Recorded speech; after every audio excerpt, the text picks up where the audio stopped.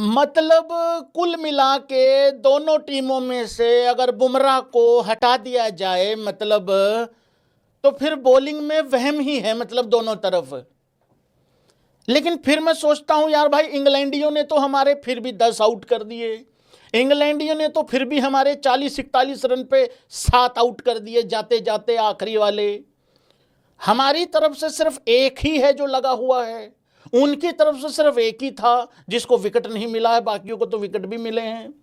हमारे यहां विकेट तो छोड़ो, भैंस की आंख कैच पकड़ने को तैयार नहीं है भाई लोगों बात यह है, दिन का खेला खत्म हो रहा था, आखिरी ओवर चल रहा था।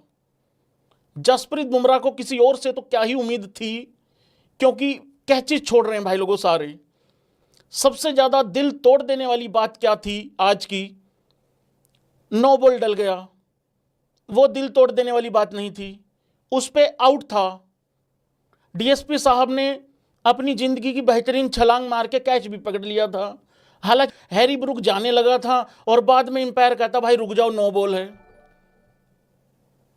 लेकिन कुल मिला के बात यह है यार, बुमराह कब तक अकेला जोर लगाएगा। सेम स्टोरी रिपीट हो रही है, सेम स्टोरी रिपीट होती है। दूसरी तरफ से एक आध विकेट का भी साथ नहीं मिलता है, एक आध विकेट का भी योगदान नहीं मिलता है। नो बॉल पे विकेट ले जिस बॉल पे वो नो बॉल डल जाए, बाद में भी उसी ने खुद ने करना है आउट। लेकिन हाँ, ये थोड़ा सा हर्ट करने वाली चीज थी कि क्योंकि विकेट वो बाउंसर मारा था, पटक के उसके खोपड़े पे मारा होता बॉल और फंसा लिया था हैरी ब्रूक को, तो ये जाते जाते विकेट मिल जाती, एक और अच्छा हो जाता। 0 रन पे आउट कर दिया था हैरी ब्रूक को, लेकिन वो नो बॉल हो गई है भाई लोगों, तो ये थोड़ा सा अफसोस रहा है। घटिया 2 कौड़ी की फील्डिंग हुई है भाई लोगों। कुछ हाफ चांसेस गए हैं, लेकिन 2-3 तो प्रॉपर कैचेस थी जो करनी चाहिए थी। बुमराह को देख के यही लगता है हर बार, भाई कल्ला ही रह गया यार, अकेला ही रह गया। स्लिप कैचेस के बारे में हमने शायद ये सीरीज शुरू होने से पहले शायद 1 हफ्ता पहले बात करी थी कि हम सब बात कर रहे हैं बल्लेबाजी की, सब बात कर रहे हैं बॉलिंग की। स्लिप कैचेस बहुत ज्यादा क्रूशल होंगी, क्योंकि एक कैच छोड़ा हुआ किस लेवल पे घोड़े लगा के चला जाएगा हमें आइडिया भी नहीं है। अब आप देखो किस्मत, हमारे जो चांसेस थे जो क्रिएट हुए थे वो कब कब क्रिएट हुए थे। 15 रन पे था बैन का डकेट जब रविंद्र जडेजा ने कैच पकड़ा था।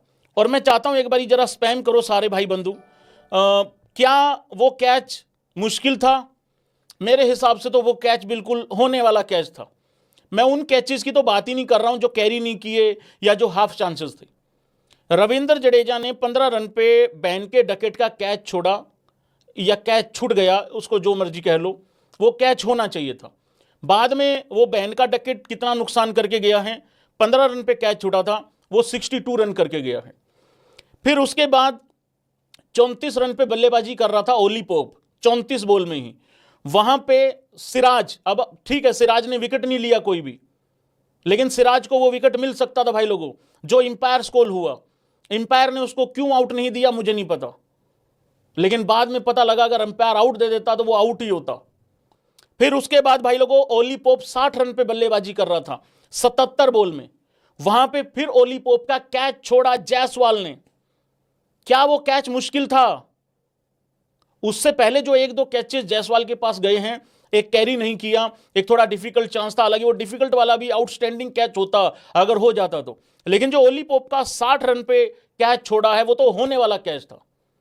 उससे पहले वाला जो था वो नहीं, वो वाली बात नहीं कर रहा हूं, वो लेफ्ट हैंडर पे छोटा था, शायद बैन डकेट पे छोटा था। वो बैन डकेट वाला तो डिफिकल्ट था, लेकिन ओली पोप वाला थोड़ा होना चाहिए था वो कैच। उसने तो एक तरीके की कैच प्रैक्टिस करवाई थी। और एक वो शुरू में ओली पोप का जो कैच जो है वो बीच में से निकल गया, स्लिप फील्डर और गली के फील्डर से बीच में से निकल गया, वो एक चांस क्रिएट हुआ था। जो रूट को आउट दे दिया गया था वो मिसिंग चला गया बाद में, पर चलो जो रूट को तो बाद में आउट कर दिया जसप्रीत बुमराह ने। ये चांसेस थे बेसिकली। और एक मिस्ट्री जो अभी तक सॉल्व नहीं हुई है,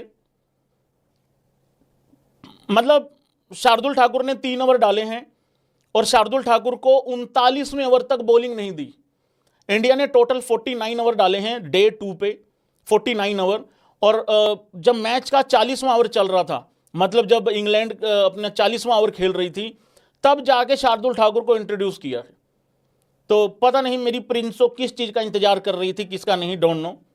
अब कहने को तो यही आएगा, शार्दुल भी विकेट लेस गया है, ऊपर से 3 ओवरों में 23 रन पिल गए हैं। तो ये कहानी है भाई लोगों। देखो यार, इतने सारे चांसेस छोड़ोगे ना फिर कोई फायदा नहीं है। अब आ जाते हैं फ्लैट विकेट पे। जी विकेट फ्लैट है, ये बेसिकली छिछोरे हरकतें होती हैं, बचकानी हरकतें होती हैं, ये बिना मतलब के बचने वाली हरकतें होती हैं। अरे विकेट फ्लैट है, ग्रीन है, जो भी है, दोनों के लिए सेम है। इंग्लैंड की बॉलिंग वीक है। जब इंडिया अच्छी बल्लेबाजी कर रही थी, जब इंग्लैंड की बॉलिंग वीक हो रही थी, बाय द वे वो इंग्लैंड की वीक बॉलिंग हमारी 41 रनों पे 7 आउट कर गए आखिरी के। और हमारी जो स्ट्रॉन्ग बॉलिंग है उसमें सिर्फ बुमराह स्ट्रॉन्ग है, ये बात जरा याद रखना। अगर तुम कैच नहीं पकड़ोगे तो फ्लैट विकेट क्या अपनी हस्ते से कराएगी? मतलब हाफ चांसेस को कन्वर्ट करना है, यहां फुल चांसेस कन्वर्ट नहीं कर पा रहे हैं। विकेट फ्लैट है नहीं है, जो भी है दोनों के लिए है ना। और एक और चीज, ऑस्ट्रेलिया और इंग्लैंड, ये दो ऐसी जगह हैं जहां पे टेस्ट मैचेस को ना 5वें दिन तक लेके जाने की कोशिश होती है।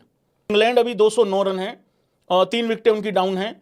इंग्लैंड कल आएगा, खेलेगा, कल शाम तक हम उनको आउट करके हमारी बल्लेबाजी आएगी डे 3 पे, उसके बाद हम बल्लेबाजी करेंगे चौथे दिन शाम तक, फिर जाके मैच का रिजल्ट कहीं निकलेगा। तो ये इस तरीके से ये लोग लेके जाते हैं इस तरीके के मैच को, मतलब टेस्ट क्रिकेट को। तो विकेट तो ये इस तरीके की देंगे, इनका कोई इंटरेस्ट नहीं है 2-2 दिनों में मैच खत्म करने का।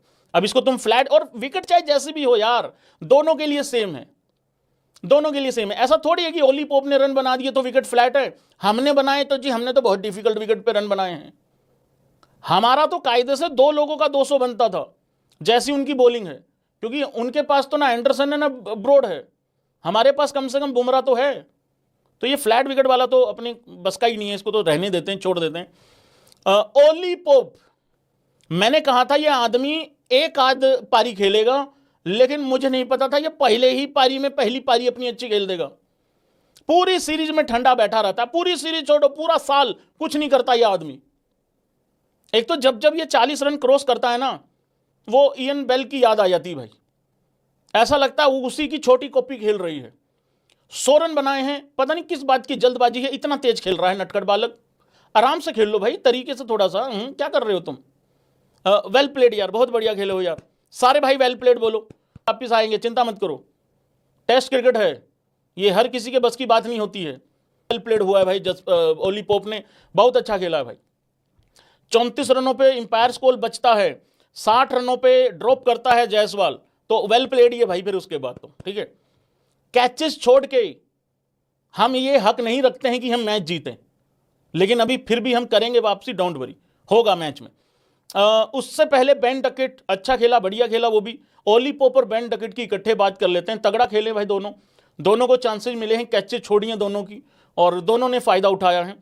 जो रूट जल्दी निपट गया, अगर ये आदमी खूंटा गाड़ के बैठ जाता, इसने परसों तक खेलना था कम से कम, इसने जान छोड़ दी 28 रनों पे।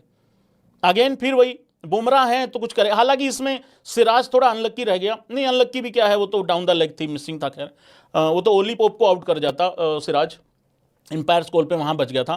तो चलो जो रूट जल्दी जान छोड़ गई भाई। जैक क्रोली, ये तो बढ़िया आदमी है, बढ़िया आदमी है, सिर्फ पाकिस्तान के खिलाफ रन बनाता है। हाँ, ये पहले ओवर में आउट हो गया था। अब हैरी ब्रूक आया है, देखो क्या होता क्या नहीं। और डे 3 पे इंडिया क्या करेगी एक बार वो बता देता हूं। देखो भाई, टेस्ट क्रिकेट है, इसमें हर सेशन हर दिन तुम्हारे हिसाब से जाए ऐसा हो नहीं सकता है। टेस्ट क्रिकेट और लाइफ ऐसी ही होती है।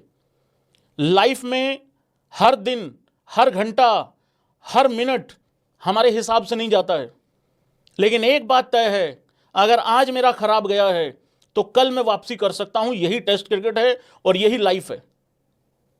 पहला दिन कंप्लीट तरीके से इंडिया ने डोमिनेट किया था, एक ड्रीम डे था वो हमारा।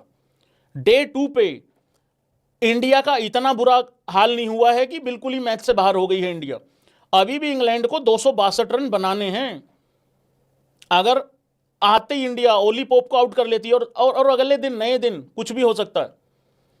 इसको ओली पोप को अगर गिरा लिया, ठीक है, उसके बाद फिर 2-3 ही हैं, मतलब 2-3 ही बंदे गिराने हैं उसके बाद। तो अभी भी मैच में बहुत कुछ बचा हुआ है।